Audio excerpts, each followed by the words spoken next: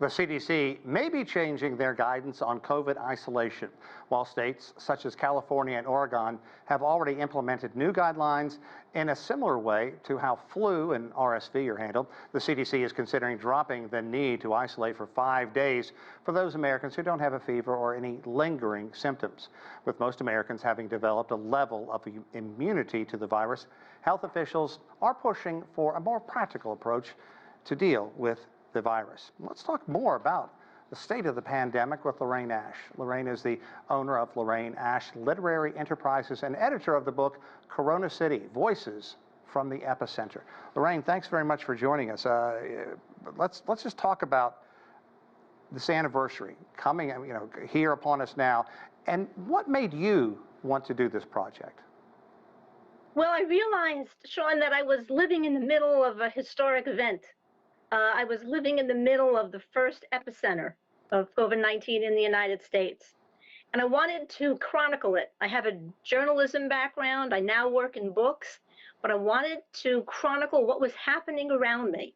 So we had a grassroots history of the pandemic that wasn't politicized or sanitized, but it was grassroots, how it was for people.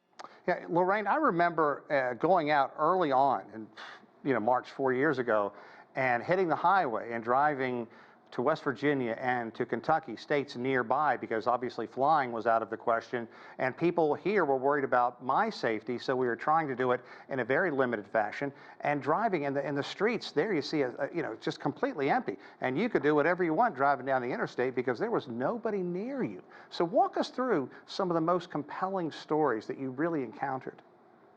Well, one was COVID-19 broke my heart.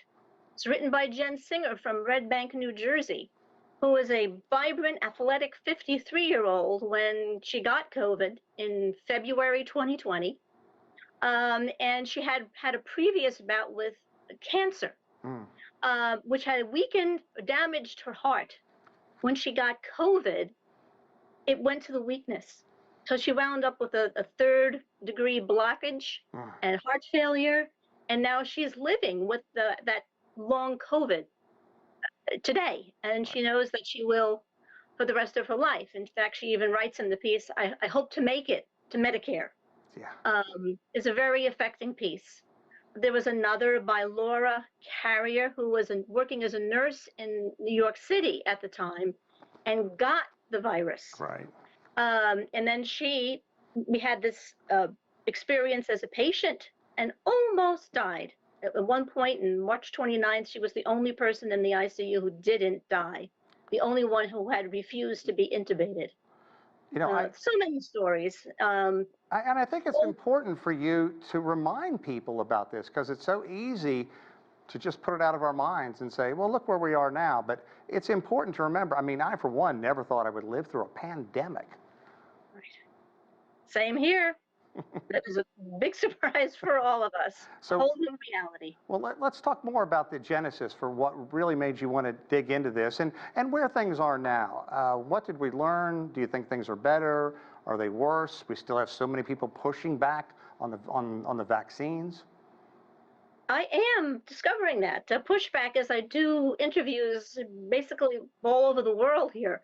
And it's amazing, having lived through what we lived through back in early 2020, death, morgues in the street. You talk about landscapes, literally morgues on the streets of New York City, vacant beaches at the Jersey Shore, downtowns that were just shuttered. It was apocalyptic. It was surreal.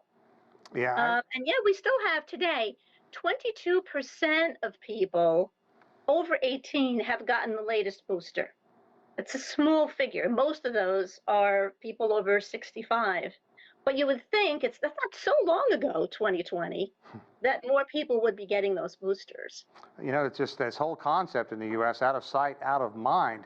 Well, where are we now? Do you think that we're back to normal? Is this the new normal? I don't think we're normal. I mean, because we have so many, maybe because we were cooped up there for a couple of winters. We have RSV here, we have COVID, we have 7 kinds of flu. It just seems that, are you okay and are you infectious, is just the way it is now. I mean, my mother lives in an assisted living facility here in North Jersey.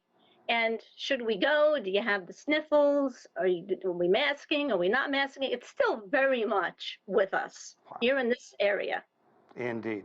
Lorraine, I can't thank you enough for your time, and good luck with the success of the book, Corona City Voices from the Epicenter. Thank you again. Thank you.